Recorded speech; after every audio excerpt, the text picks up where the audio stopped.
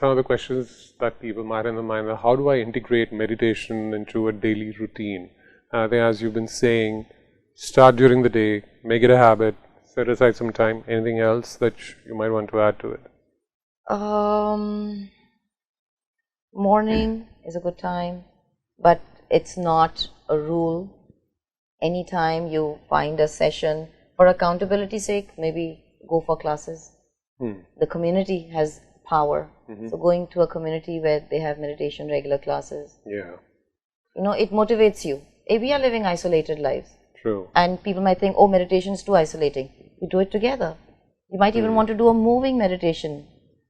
It's about, now dharana, what is dharana in the yoga limbs, is putting your mind on one thing only. So it could be even a dance meditation. Interesting.